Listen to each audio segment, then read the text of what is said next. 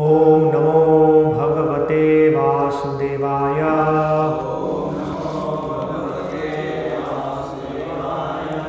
ओम नमो भगवते वासुदेवाय।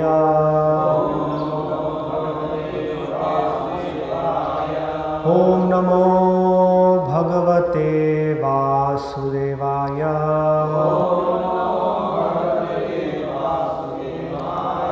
श्रीमद्भागवतम स्कंद 3 अध्याय 22 श्लोक संख्या 17 और 18। यां हर्म्यपृष्ठे क्वणत् अंघ्रिशोभा विक्रीडतिं कंदुकविह्वल अक्षिं विश्वावसुः न्यपतत् स्वात् विमानात् विलोक्य सम्मोह विमूढचेताः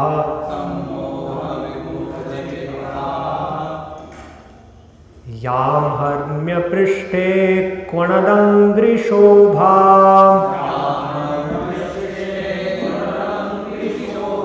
विक्रीडतिं कंदुकविह्वलाक्षिं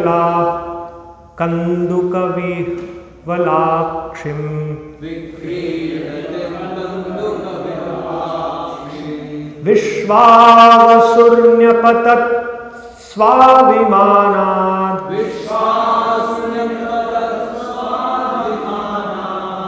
विलोक्य सम्मोह विमूढचेताः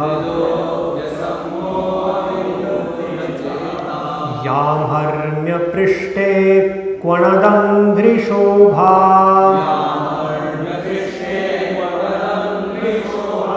विक्रीडतिं कंदुकविह्वलाक्षिं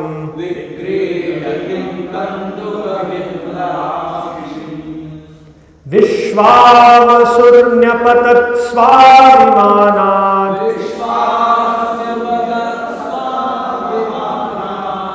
विलोक्य सम्मोह विमूढचेताः यां हर्म्यपृष्ठे क्वणदङ्घ्रिशोभा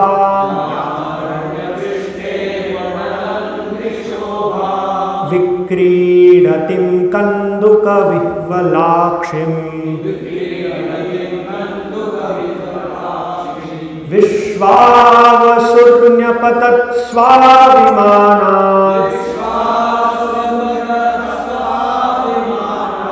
विलोक्य सम्मोह विमूढचेताः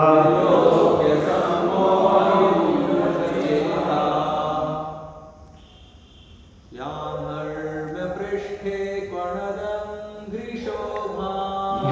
हर्म्यपृष्ठे क्वणदङ्घ्रिशोभा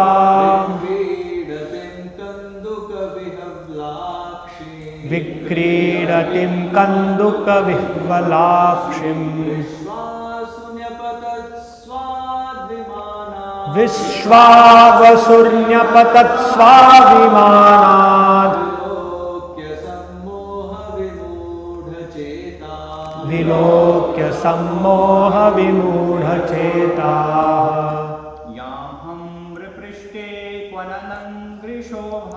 यां हर्म्यपृष्ठे क्वणदङ्घ्रिशोभा विक्रीडतिं कंदुकविह्वलाक्षिं विश्वावसुर्न्यपतत् स्वाभिमानात् विलोक्य सम्मोह विमूढचेताः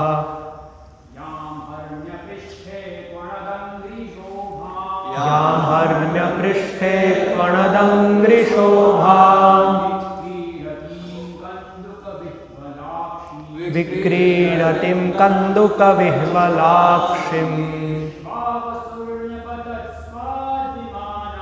विश्वावसुर्न्यपतत् स्वाद्विमानात्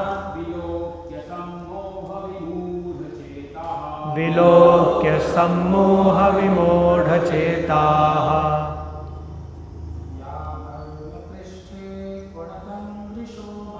या हर्म्यपृष्ठे क्वणदङ्घ्रिशोभाम्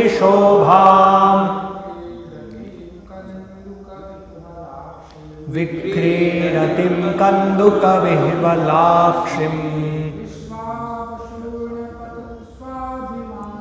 विश्वावसुर्न्यपतत् स्वाद्विमानात् विलोक्य सम्मोहविमूढचेताः यां हर्म्यपृष्ठे क्वणदङ्घ्रिशोभाम्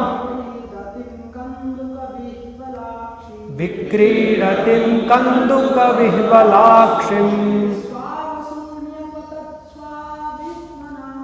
विश्वावसुर्न्यपतत् स्वाद्विमानात् विलोक्य सम्मोहविमूढचेताः। माताएं,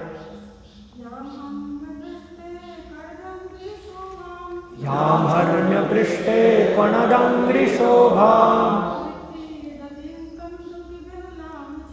विक्रीडतिं कन्दुकविह्वलाक्षिम् विश्वावसुर्न्यपतत् स्वाद्विमानात् विलोक्य सम्मोहविमूढचेताः।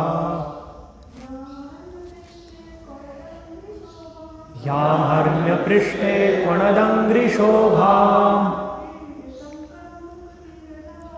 विक्रीडतिं कन्दुकविह्वलाक्षिम् विश्वावसुर्न्यपतत् स्वाद्विमानात् विलोक्य सम्मोहविमूढचेताः। शब्दार्थ, यां जिसको हर्म्यपृष्ठे राजप्रासाद की छत पर क्वणत अंग्रिशोभाम उसके चरणों के नुपुर की ध्वनि से जिसकी सुंदरता बढ़ी हुई है। विक्रीडतिम खेलती हुई कंदुक विह्वल अक्षिम मोहित नेत्रों से अपनी गेंद का पीछा करती। विश्वावसु विश्वावसु न्यपतत गिर पड़ा। स्वात स्वतः विमानात विमान से। विलोक्य देखकर। सम्मोह विमूढ़चेताः जिसका मन सम्मोहित था। अनुवाद एवं तात्पर्य कृष्ण कृपामूर्ति श्री श्रीमद् अभय चरणारविंद भक्ति वेदांत स्वामी श्रील प्रभुपाद द्वारा। अनुवाद। मैंने सुना है कि आपकी कन्या को महल की छत पर गेंद खेलते हुए देखकर महान गंधर्व विश्वावसु मोहवश अपने विमान से गिर पड़ा, क्योंकि वह अपने नुपुरों की ध्वनि तथा चंचल नेत्र के कारण अत्यंत सुंदरी लग रही थी। तात्पर्य। ऐसा लगता है कि आजकल की तरह उस समय भी गगनचुंबी भवन होते थे। यहाँ पर हर्म्यपृष्ठे शब्द आया है। हर्म्य का अर्थ है अत्यंत विशाल महल। स्वाद विमानाद का अर्थ है अपने विमान से। इससे लगता है कि उन दिनों में भी व्यक्तिगत विमान या हेलीकॉप्टर होते थे। आकाश में उड़ते हुए गंधर्व विश्वावसु ने देवहूति को अपने महल की छत पर गेंद खेलते देखा। उस काल में गेंद खेलना भी प्रचलित था, किंतु राज परिवारों की लड़कियां सार्वजनिक स्थान में नहीं खेलती थी। गेंद खेलना तथा अन्य आमोद प्रमोद सामान्य स्त्रियों तथा लड़कियों के लिए नहीं थे। ऐसे खेल केवल देवहूति जैसी राजकुमारियों ही खेल सकती थी। यहाँ यह बताया गया है कि उड़ती विमानों के यहाँ बताया गया है कि उड़ते विमान से उसे देखा गया। इससे सूचित होता है कि वह महल बहुत ऊंचा था, अन्यथा वह विमान से कैसे देखी जा सकती थी। यह दृश्य इतना स्पष्ट था कि गंधर्व विश्वावसु उसकी सुंदरता को देखकर तथा उसके नुपुरों की ध्वनि सुनकर सुंदरता एवं ध्वनि से इतना आकर्षित हुआ कि मोहग्रस्त होकर गिर पड़ा। कर्दम मुनि ने इस घटना को जिस रूप में सुन रखा था उसका वर्णन कर दिया। श्लोक संख्या 19। तां प्रार्थयन्तीं ललना ललाम असेवित श्री चरणै अदृष्टां वत्सां मनोरुच्च पदस्वसारं को नानुमन्येत बुधोभियाताम्। अनुवाद और तात्पर्य। ऐसा कौन है जो स्त्रियों में शिरोमणि स्वयंभू मनु की पुत्री और उत्तानपाद की बहन का समादर नहीं करेगा, जिन लोगों ने भी कभी श्री लक्ष्मी जी के चरणों की पूजा नहीं की है, उन्हें तो इसका दर्शन तक नहीं हो सकता, फिर भी यह स्वेच्छा से मेरी अर्धांगिनी बनने आई है। तात्पर्य। कर्दम मुनि ने देवहूति की सुंदरता तथा पात्रता की कई प्रकार से प्रशंसा की है। वस्तुतः देवहूति आभूषणों से आभूषित कन्याओं की शिरोमणि थी। यद्यपि आभूषण पहनकर कन्या सुंदर बन जाती है, किंतु देवहूति आभूषणों से भी अधिक सुंदर थी। वह अलंकृत सुंदरी कन्याओं की शिरोमणि थी। देवता या गंधर्व उसकी सुंदरता से आकृष्ट होते हैं। कर्दम मुनि यद्यपि परम साधु थे, वे स्वर्ग के वासी न थे, किंतु पिछले श्लोकों में बताया गया है कि विश्वावसु स्वर्ग का वासी होकर भी देवहूति की सुंदरता पर मोहित था। अपनी सुंदरता के साथ ही वह सम्राट स्वयंभुव की पुत्री और राजा उत्तानपाद की बहन थी। भला ऐसी सुंदरी का पाणी ग्रहण करने से कौन इनकार करेगा। ओम अज्ञानतिमिरान्धस्य ज्ञानञ्जनशलाकया चक्षुरुन्मीलितं येन तस्मै श्रीगुरवे नमः। श्रीचैतन्यमनोभीष्टं स्थापितं येन भूतले स्वयं रूपकदा मह्यं ददाति स्वपदान्तिकं। वन्देऽहं श्रीगुरो श्रीयुतपदकमलं श्रीगुरून् वैष्णवांश्च श्रीरूपं साग्रजातं सहगण रघुनाथान्वितां तं सजीवं साद्वैतं सावधूतं परिजनसहितं कृष्णचैतन्यदेवं श्रीराधा कृष्णपादान् सहगण ललिता श्रीविशाखान्वितंश्च। हरे कृष्ण कृष्ण कृष्ण हरे हरे, हरे राम राम राम हरे हरे। हरे कृष्ण।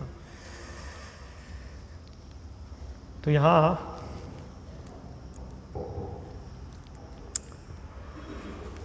हम देख रहे हैं कि कर्दम मुनि किस प्रकार से स्वयंभू मनु का जो प्रस्ताव है उसको किस प्रकार से स्वीकार कर रहे हैं। इससे पहले हमने देखा कि स्वयंभू मनु जिस कार्य के लिए आए थे वो प्रस्ताव कैसे कर रहे हैं, और यहाँ किस प्रकार से कर्दम मुनि उसे स्वीकार कर रहे हैं उस प्रस्ताव को। श्रील प्रभुपाद इसके पूर्व श्लोक के तात्पर्य में इसका वर्णन करते हैं। श्लोक संख्या 15 का जो तात्पर्य है प्रभुपाद ऐसे प्रारंभ करते हैं। स्वयंभू मनु की कन्या को स्वीकार करने के पूर्व कर्दम मुनि के समक्ष विचारणीय बातें अनेक थी। तो बहुत विचार करके कर्दम मुनि जो महान साधु है उन्होंने कई विषयों पर विचार करके इस प्रस्ताव को स्वीकार किया। हमने पूर्व चर्चाओं में देखा कि केवल बाह्य सुंदरता से स्वीकार नहीं किया। यहां हम देखते हैं कि बाह्य सुंदरता से विश्वावसु की स्थिति कैसी है। विश्वावसु उच्चतर लोक के निवासी हैं, लेकिन देवहूति की सुंदरता को देखकर वे अपने विमान से नीचे गिर गए। किस प्रकार से भगवान की जो बहिरंगा शक्ति है हमें विमोहित करती है, एक उन्नत व्यक्ति को भी विमोहित करती है। इसलिए शास्त्र का निर्देश है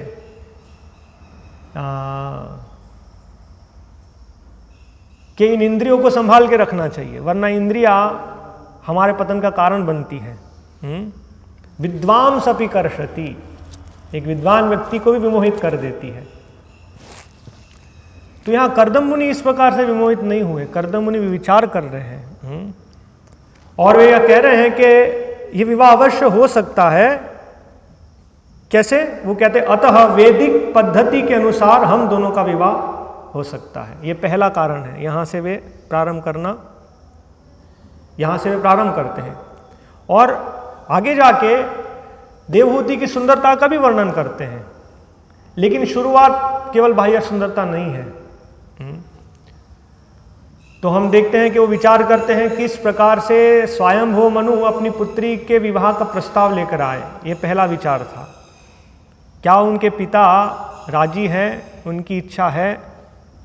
श्रील प्रभुपाद यहाँ विवाह की अलग अलग श्रेणियों को समझाते हुए वर्णन करते हैं कि ये जो ब्रह्म विवाह है ये सबसे उन्नत है, क्योंकि यहाँ पर पिता अपनी स्वेच्छा से एक आदर्श वर को ढूंढकर अपनी कन्या उनको दान में प्रदान करते हैं और बहुत ही आदरपूर्वक सुसज्जित ऐश्वर्यों के साथ, जैसे कि एक उचित भेंट जब दान में दी जाती है, इस प्रकार से वे कन्या को लेकर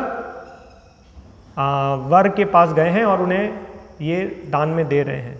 तो एक पहला यह विचार है कि किस तरह से ये धार्मिक नियमों के आधार पर विवाह हो रहा है।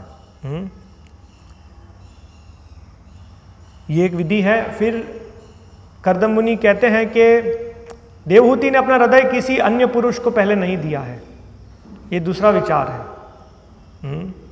और श्रील प्रभुपाद तात्पर्य लिखते हैं कि स्त्रियों का स्वभाव है कि यदि एक बार अपना हृदय किसी पुरुष को दे देते हैं तो फिर वो आजीवन उनसे आसक्त रहते हैं। भगवान ने हमें जिस प्रकार का शरीर दिया है उस प्रकार से हमें मन और बुद्धि दी है, उस प्रकार का कार्य कर सके। तो स्त्रियों का एक मुख्य गुण है गृहस्थ जीवन चलाना, गृहिणी। ये गृहस्थ जीवन गृहिणी के आधार पर है। इसलिए श्रील प्रभुपाद कई बार कहते हैं कि राजार दोषे राज्य नष्ट, गृहिणीर दोषे गृहस्थ भ्रष्ट। अगर गृहिणी की सही समझ नहीं है, सही मनोभाव नहीं है, तो गृहस्थ जीवन नष्ट हो जाएगा। हम देखते हैं वर्तमान स्थिति में ऐसा विवाह होने के बाद ही परिवारों का विखंडन होना शुरू हो जाता है। जैसे ही विवाह होता है और फिर वो कहते हैं कि हम तो साथ में नहीं रहेंगे, है ना, इसलिए पारिवारिक विखंडन होना शुरू हो जाता है। तो ये स्त्रियों का जो कार्य है गृहस्थी का ध्यान रखना, उसमें बहुत महत्वपूर्ण है कि उनकी आसक्ति हो। बिना आसक्ति के वो कैसे कार्य कर पाएंगे। यह आसक्ति अर्थात मम भाव, ये मम भाव से शब्द आता है ममता। विशेष रूप से एक माता का अपने पुत्र के प्रति प्रेम, मम मेरा पुत्र। और इसी प्रकार से गृहस्थ जीवन को चलाने के लिए मेरा पति, मेरा घर, मम भाव, ये प्रधान है उनमें। तो यही यहाँ वर्णन आता है कि यदि स्त्री एक बार अपना हृदय किसी पुरुष को देती है तो बहुत आसक्त, आजीवन उनसे आसक्ति रहती है, वो कैसी भी स्थिति हो। श्रील प्रभुपाद एक उदाहरण देते हैं कि एक बार एक व्यक्ति एक दरिद्र यानी एक भिखारी थे, उनको वे रास्ते में देखते हैं, लेकिन वो बहुत अच्छी तरह से, वो तो अंधे थे, देख नहीं पाते थे, लेकिन बहुत अच्छी तरह से साफ सुथरी अवस्था में वहाँ पर बैठे हैं रास्ते पर। तो कैसे संभव था? क्योंकि उनकी पत्नी उनका ध्यान रखती थी। इस अवस्था में भी वो ध्यान क्यों रख पाती है? क्योंकि उनकी आसक्ति है। बिना उस आसक्ति को कैसे ध्यान रख पाएंगे? तो ये वर्णन है। हमने पूर्व चर्चाओं में भी देखा कि किस प्रकार से पति कितना भी गर्हित है, लेकिन वो पत्नी के लिए उसकी आसक्ति छोड़ना बहुत कठिन है। इसलिए हम देखते दाम्पत्य जीवन में बहुत कलह होता है ना। और ऐसा होता है कि अभी तो पत्नी पति को सहन ही नहीं कर पाएगी, लेकिन दूसरे दिन हम देखते हैं वापस से एक ही है, साथ में वो उनके लिए खाना बना रहे हैं, खाना खा रहे हैं साथ में, ऐसा चलते रहता है, क्योंकि वो पारिवारिक आसक्ति बहुत प्रगाढ़ है।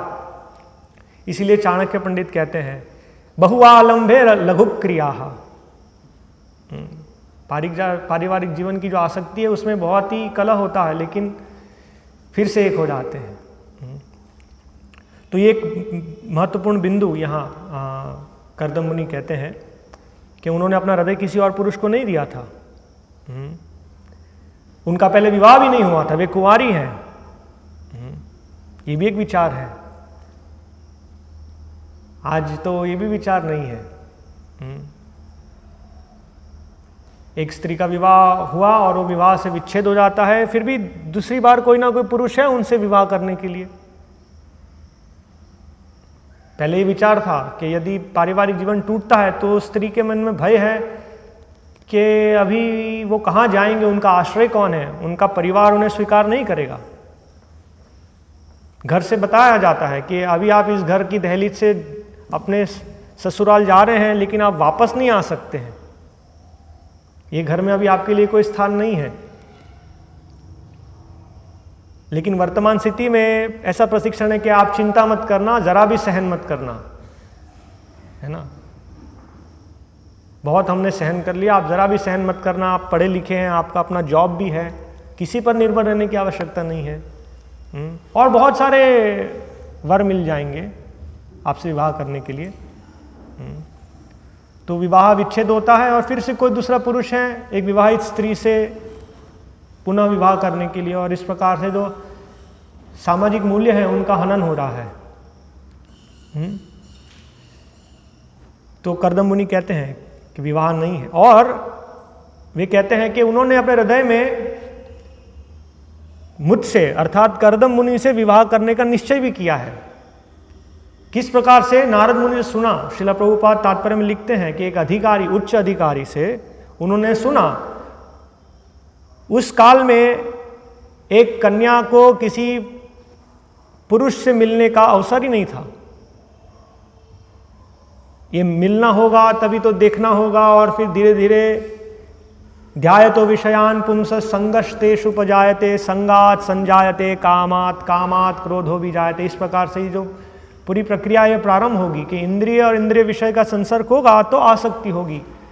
तो उस समाज में बहुत ध्यान रखा जाता था। उस प्रगत समाज में हम देखेंगे कैसे वो समाज प्रगत है, लेकिन ये ध्यान रखा जाता है कि इंद्रिय और इंद्रिय विषय का कोई संसर्ग ही नहीं है। तो केवल सुनते सुनते उन्होंने निश्चय किया, उनके गुण को देखकर, कर्दम मुनि के गुणों को सुनते हुए निश्चय किया। और जब नारद मुनि ने बताया कि आपके लिए सबसे उचित वर यही है, तो पूर्ण श्रद्धा के साथ उन्होंने निश्चय कर लिया कि वे कर्दम मुनि से विवाह करेगी। और उन्होंने ये इच्छा अपने पिता से, अपने पिता के सामने रखी, और फिर पिता ने जिम्मेदारी ली उनका विवाह कराने की।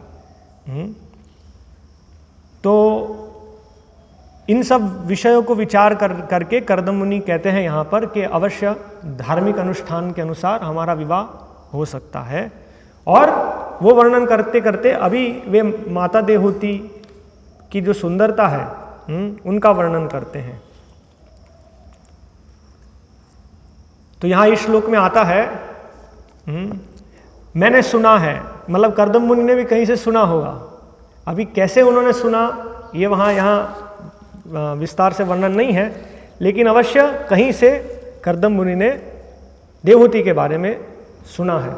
तो उन्होंने क्या सुना है? मैंने सुना है कि आपकी कन्या को महल की छत पर गेंद खेलते हुए देखकर महान गंधर्व विश्वावसु मोहवश अपने विमान से गिर पड़ा, क्योंकि वह अपने नूपुरों की ध्वनि तथा चंचल नेत्र के कारण अत्यंत सुंदरी लग रही थी।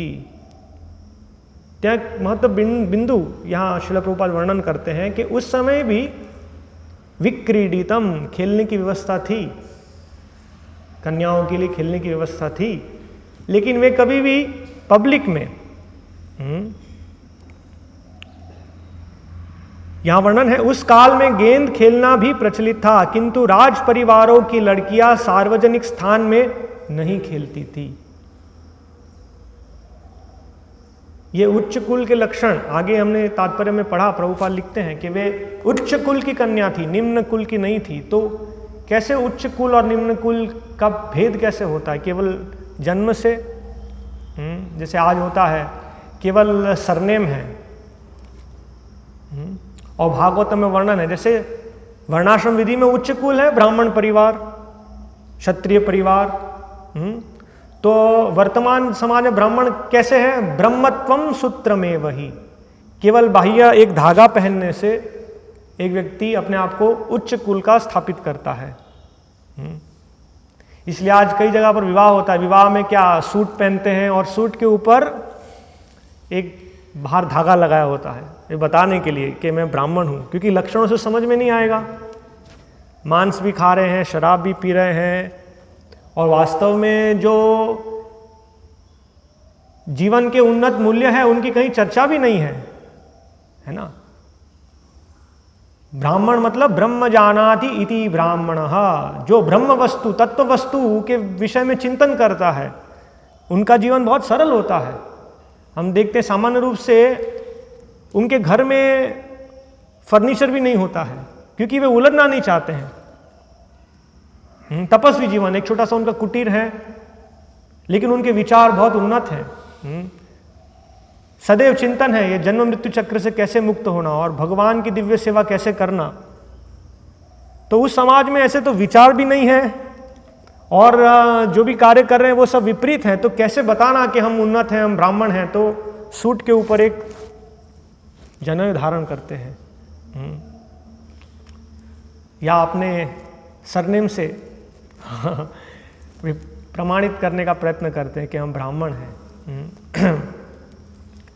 लेकिन यहाँ ऐसा नहीं है। यहाँ लक्षणों से हम देखते हैं, उनके लक्षणों से।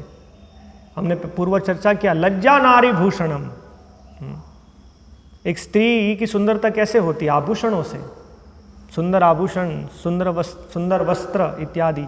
लेकिन सबसे महत्वपूर्ण आभूषण है उनकी लज्जा, जिससे उनकी पवित्रता का दर्शन होता है। वास्तव में कुंवारी स्त्री वे पवित्रता, मतलब पवित्रता का दर्शन देती है।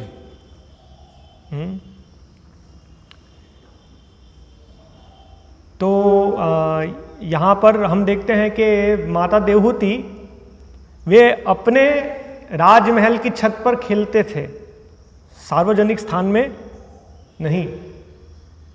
ये समझ थी, खेलने का अवसर है। और प्रभुपाद कहते हैं ये खेलने का अवसर भी गेंद खेलना तथा अन्य आमोद प्रमोद सामान्य स्त्रियों तथा लड़कियों के लिए नहीं थे।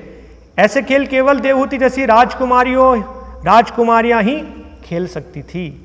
तो विशेष वर्ग के लिए, और विशेष वर्ग के लिए विशेष स्थान में।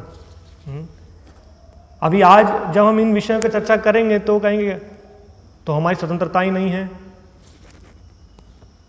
हमारी फ्रीडम हमसे छीन ली, ये अन्याय है। अगर पुरुष हैं और रात को 10-11 बजे तक घूम सकते हैं अकेले, तो स्त्रियां क्यों नहीं घूम सकती? ये होना चाहिए। सबको स्वतंत्रता होनी चाहिए। तो ये नियमों से बंधन क्यों हमको बांध रहे हैं? वास्तव में ये शास्त्र के जो बंधन है वो हमें वास्तविक स्वतंत्रता प्रदान करने के लिए है। ये वर्तमान में जो स्वतंत्रता हमें लग रही है वो स्वतंत्रता नहीं है, वो बंधन है। वो बंधन है प्रकृति के तीनों गुणों के द्वारा, वो दिखता नहीं है। गुण अर्थात रस्सी, और इन रस्सियों से जो हमारा बंधन है वो किसी को नहीं दिखता है। विमूढ़ा नानु पश्यन्ति ज्ञान चक्षुषः, जो वास्तव में जिनके आंखों में ज्ञान का अंजन है वो देख सकते हैं कि एक जीवात्मा ये तीनों गुणों से बंधन है। तीनों गुणों से बार बार एक शरीर लेता है और एक शरीर में नाना प्रकार के वो कष्ट भोगता है। नरोत्तम दास ठाकुर कहते हैं, नाना जोनी सदा फिरे, अलग अलग शरीर लेता है और कदर्ज भक्खन करे, और उन शरीरों में वो अभद्र वस्तुओं का स्वाद करता है। जैसे ये जो है स्वतंत्रता होनी चाहिए, अकेले घूमना, जैसे चाहे वैसे कपड़े पहनना, जिनसे चाहे उनसे संगति करना, जो चाहे वो खाना, जो चाहे वो पीना, ये सब सो कॉल्ड फ्रीडम लगता है। विदेश में अभी फ्रीडम की इतनी हद है कि वो कपड़े पहने नहीं पहने कोई विचार नहीं है। मतलब पशु जैसा स्तर है ना, पशु तो कपड़े नहीं पहनते हैं। प्रभुपाद कहते हैं कि वैसे स्थान है समुद्र तट पर, ऐसे बीच हैं जहां पर स्त्रियां बिना कपड़े के वहां घूमते हैं, पुरुष बिना कपड़े के वहां घूमते हैं। इसे हम कहते हैं एडवांस सोसाइटी। कितने उदार विचार हैं किसी को परवाह नहीं है किसी को प्रॉब्लम नहीं है, कपड़े नहीं पहने नो प्रॉब्लम, उनका विचार है, वो नहीं पहने तो नहीं पहने। फिर जिसे चाहे उससे संगति करना, पुरुष संगति करे, स्त्री संगति करे। उदार समाज, एकदम एडवांस सोसाइटी। पहले समाज संकुचित था, अभी बहुत उदार हो गए हैं। और प्रभुपाद कहते हैं कि विदेश में देखते हैं कि 75 साल 75 इयर्स की उम्र में जब शरीर छोड़ने का समय है, शास्त्र कहता है तपो दिव्यम, दिव्य तपस्या करके वास्तव में कैसे जन्म मृत्यु चक्कर से मुक्ति हो, इसके बारे में चिंतन करना। लेकिन वो जाते हैं बहुत धन व्यय करके डिस्को, जहां पर भी बिना वस्त्र पहने पुरुष और स्त्री नृत्य करते हैं। ये प्रगत समाज है। तो ये विचार है कि स्वतंत्रता होनी चाहिए, लेकिन स्वतंत्रता जो वास्तव में तत्वदर्शी न है वो जानते हैं ये बंधन का कारण है। वो हमको एक के बाद एक शरीर में बांध देता है। तो ये नियमों का पालन करने से हम वास्तव में इन बंधनों से मुक्त होंगे। इसी स्कंद के पूर्व अध्याय 20वें अध्याय में 35वें श्लोक में श्रील प्रभुपाद उदाहरण देते हैं कि असुर लोग ऐसे आयोजनों की व्यवस्था करते हैं जहां पर स्त्रियां सार्वजनिक रूप से आए और ऐसे खेल खेले। हाँ, प्रभुपाद टेनिस की बात करते हैं कि स्त्रियां टेनिस खेलती है और पुरुष जो वास्तव में इंद्र तृप्ति चाहते हैं वो इस प्रकार से उनके शरीर को निहारते हैं, क्योंकि अन्य तो अवसर नहीं है उनको देखने का, तो बाहर निकालने के लिए क्या व्यवस्था करेंगे। और आज भी अलग अलग रूप से नारी सशक्तिकरण और उनके लिए विकास की योजनाएं वो भी कदम से कदम मिलाएं, है ना। इस तरह से पहले घर से बाहर आए, फिर साड़ी से वो जीन्स टी शर्ट, और फिर धीरे धीरे और कम वस्त्र, और ये समाज में बहुत आसानी से स्वीकार किया जाता है ना। ये स्थिति है। तो बंधन क्यों? वहां श्रील प्रभुपाद बताते हैं कि एक बीमार व्यक्ति कभी भी आनंद प्राप्त नहीं कर सकता, क्योंकि उसकी इंद्रियां जिससे वो आनंद लेना चाहता है वो इंद्रियां उसे कष्ट देती है। जैसे एक व्यक्ति जिसको डायबिटीज है, वो शक्कर खा के आनंद लेना चाहता है, लेकिन वो शक्कर खाएगा तो और कष्ट मिलने वाला है। इसलिए बीमार व्यक्ति कभी भी आनंद नहीं ले पाएगा। तो वास्तविक आनंद प्राप्त करने के लिए उसे सबसे पहले बीमारी से बाहर निकलना पड़ेगा, उस बीमारी से शुद्ध होना पड़ेगा। जिसके पेट में अल्सर है या जिसे पाइल्स का प्रॉब्लम है, वो अगर नमकीन चीज खाना चाहेगा तो उसे और कष्ट देगा। इसे सबसे पहले उसे इस बीमारी से मुक्त होना पड़ेगा, और उस बीमारी से मुक्त होने के लिए नीति नियम होंगे। और जब वो बीमारी से मुक्त हो जाएगा तब वो बिना किसी रोक टोक के वो आस्वादन कर सकता है। इसी तरह से शास्त्र बताते हैं कि हम ये भव रोग से ग्रसित हैं। इन जड़ इंद्रियों से जो हम आनंद लेने का प्रयत्न कर रहे हैं वो आनंद नहीं है, वो वास्तव में कष्ट है।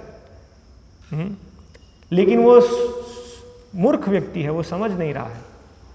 इसलिए शास्त्र बार बार ये शिक्षा देते हैं, यही संस्पर्श जाब होगा दुख यो न एवते आद्यवंत अंत कौन्तेय न तेषु रमते बुधाहा। बुद्धिमान व्यक्ति देखता है शुरुआत मध्य अंत में माया सुखाय भरम उद्भवतो विमूढ़ा। माया सुख है। तो ये स्थिति है। तो शास्त्र के जो नियम हैं विशेष रूप से ये हमें ब्रह्म सुख देने के लिए, अनंत सुख, ब्रह्म सौख्यम तो अनंतम, अनंत सुख प्रदान करने के लिए। इसीलिए वर्तमान में इंद्रिय निग्रह करना ये तपस्या है। ये तपस्या करने से हम हमारी बद्धावस्था, इस बीमारी की अवस्था से बाहर निकलेंगे। इसलिए ऋषभदेव कहते हैं नायम देह देह भाजान निर्लोके कष्टान कामान अर्हते विडभुजान।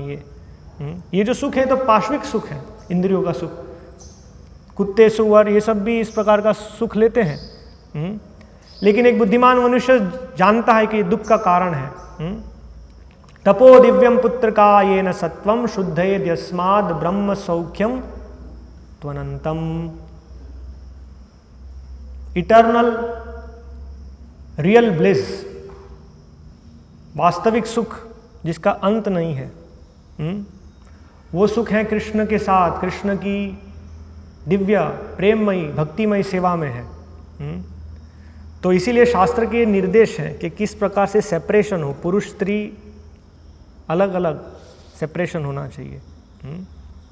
तो यहाँ हम देखते हैं माता देवहूति इन सभी संस्कारों से शोभित है, इन सभी नियमों का पालन कर रहे हैं। और वे खुद भी क्या कहते हैं, कॉन्शियस अर्थात ये उनके चेतना में है। ये जो वैदिक प्रणाली है वो क्या है, हमारी चेतना का शुद्धिकरण। हमारी जो दूषित चेतना है, हमारी दूषित चेतना क्या, एक पुरुष को स्त्री चाहिए, स्त्री को पुरुष चाहिए, संगति करना, खेलना कूदना, आसक्ति होना। तो शास्त्र में हमारी जो चेतना का शुद्धिकरण है बचपन से वो इंग्रिल किया जाता है, वो उनके हृदय में डाला जाता है कि ये उचित नहीं है। जैसे एक कन्या का बचपन से प्रशिक्षण है कि अपने जो शरीर है उनको ढांकना, सिर भी कवर करना, ये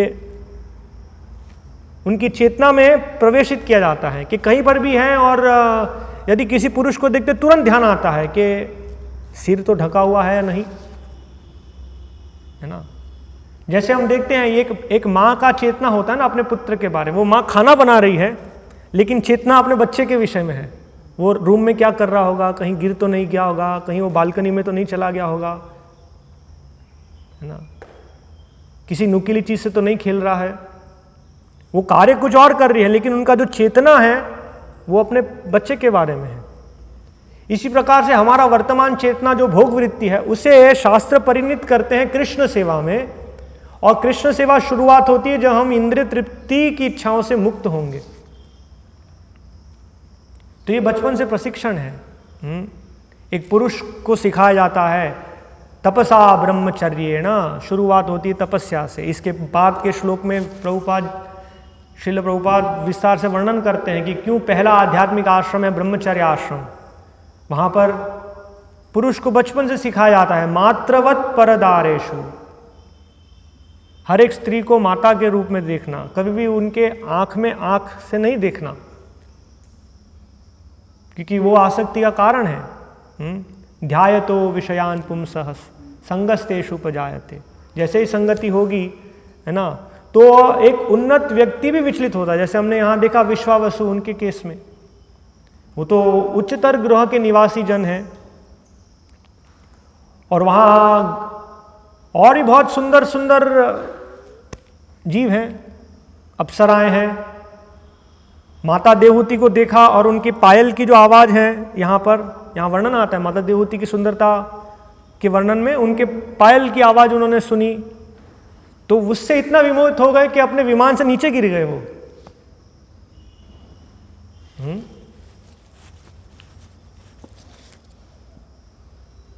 तो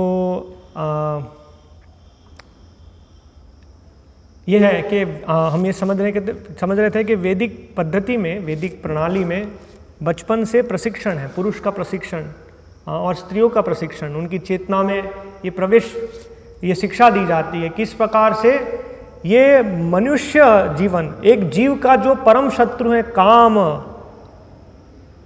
उससे कैसे बच के रहना।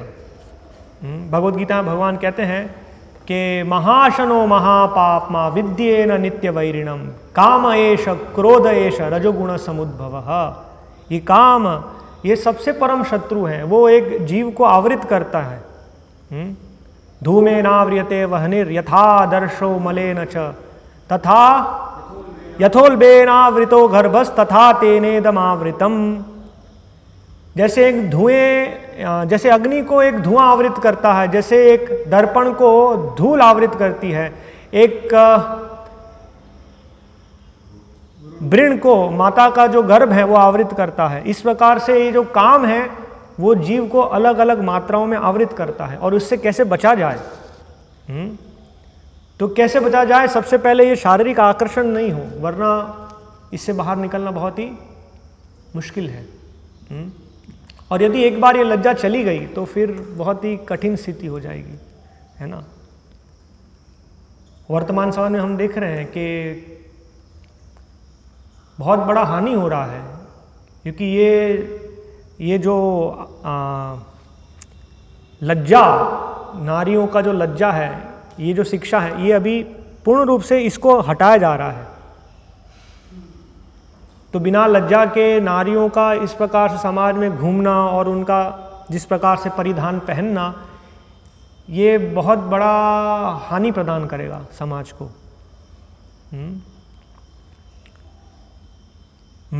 तो ये जो नियम है वो वास्तव में हमारे कल्याण के लिए है, हमारे हानि के लिए नहीं है। इससे हमारा वास्तविक गति होगा, ये हमें समझना है।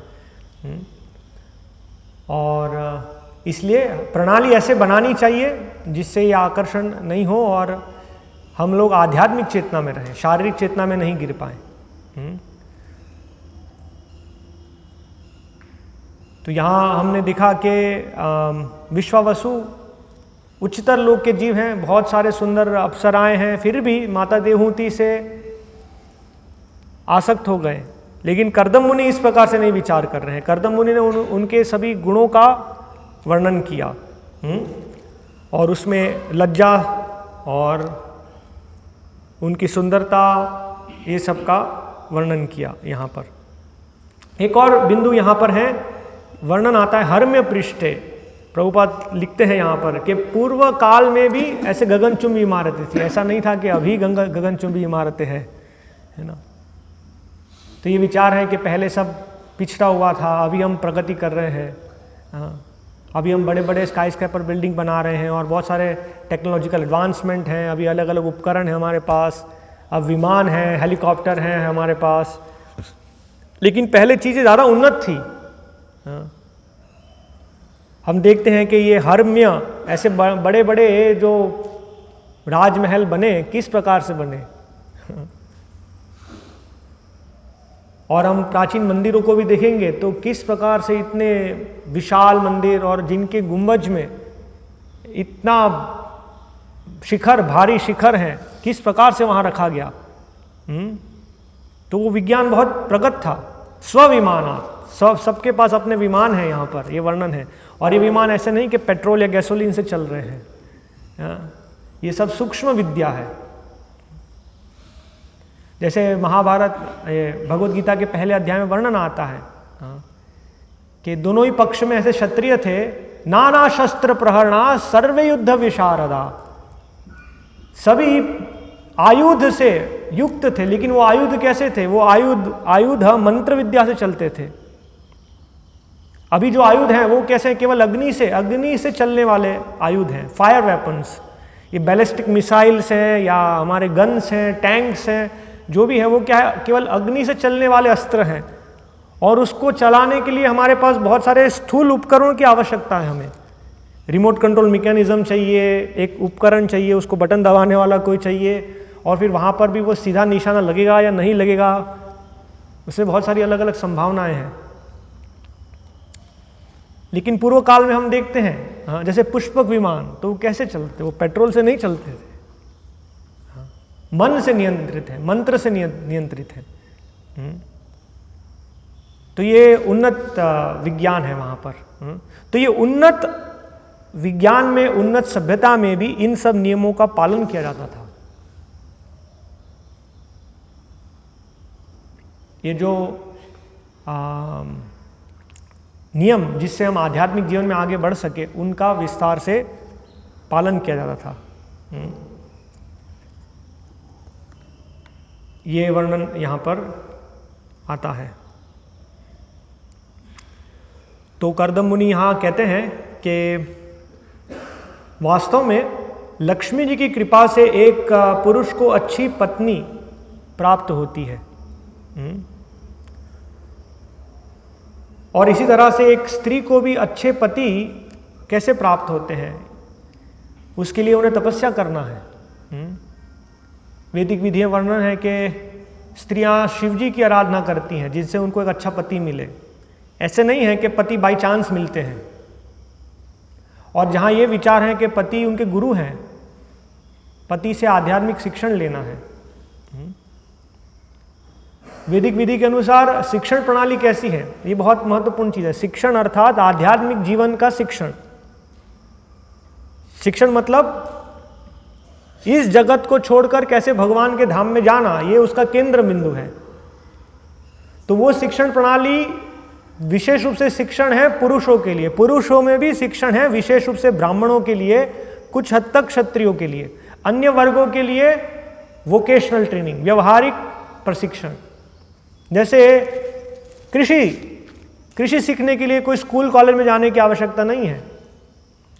एक पुत्र अपने पिता के साथ खेत पर जाके 15, 16, 17 साल की उम्र में सीख जाता है खेती करना। उसे किसी विश्वविद्यालय में जाने की आवश्यकता नहीं है।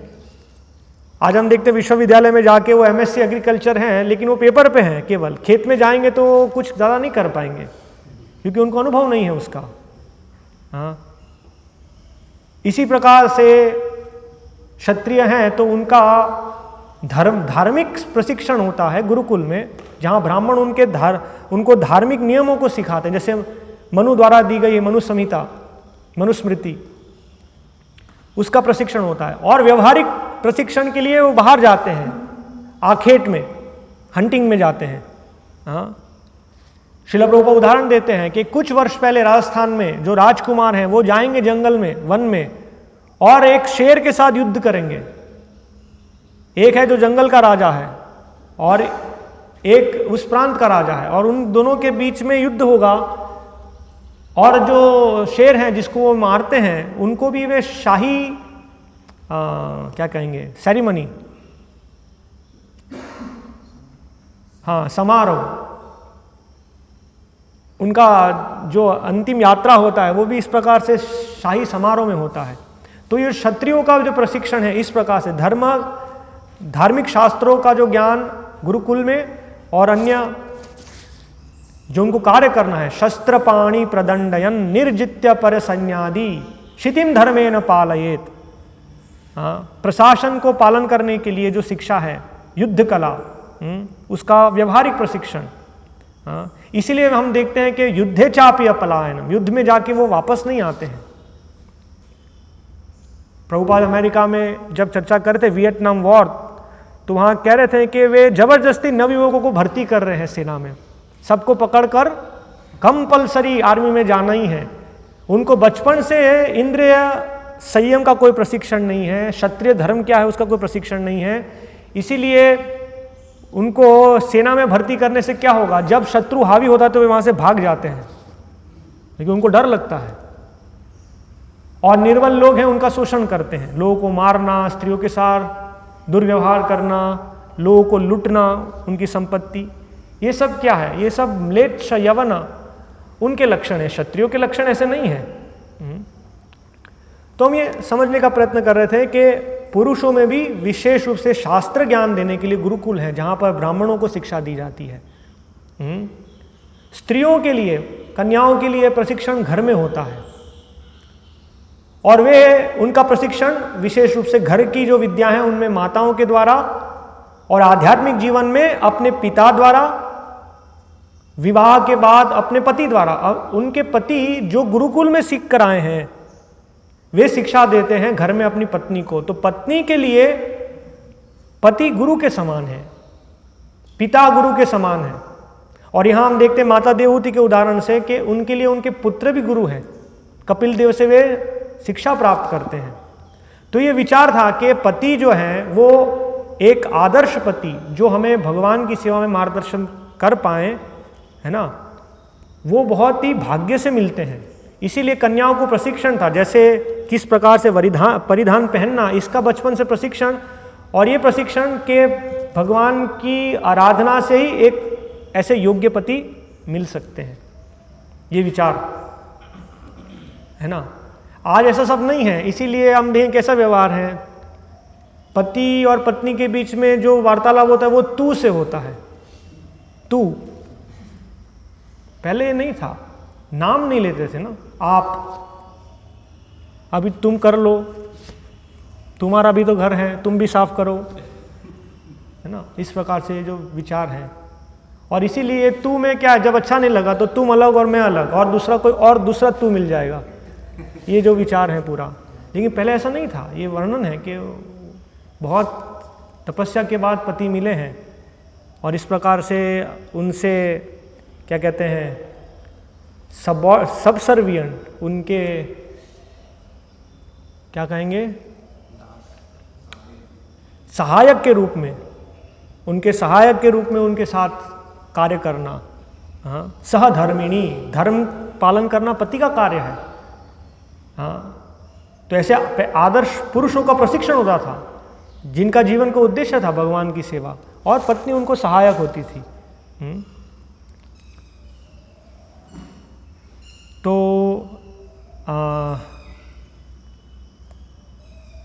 ये विचार यहाँ पर है कर्दम मुनि और माता देवहूति के जो वार्तालाप में हम देख रहे हैं, इन सब आदर्श चीज़ों का यहाँ वर्णन आता है।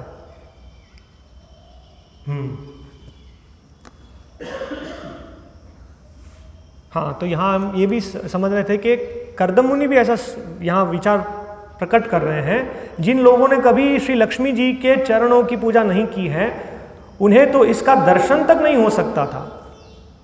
एक आदर्श पत्नी कैसी हो उसका विचार, यद्यपि उन्होंने लक्ष्मी जी की सेवा नहीं की है तो उनके विचार में भी ये नहीं आएगा कि कैसे एक आदर्श पत्नी हो।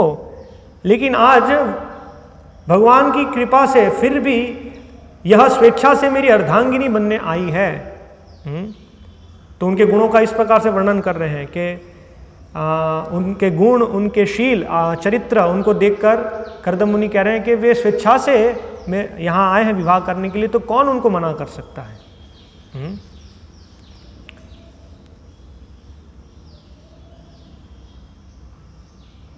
तो ये यहाँ वर्णन है। हम यहाँ विराम लेंगे। यदि किसी कोई प्रश्न है, जिज्ञासा है तो आप पूछ सकते हैं।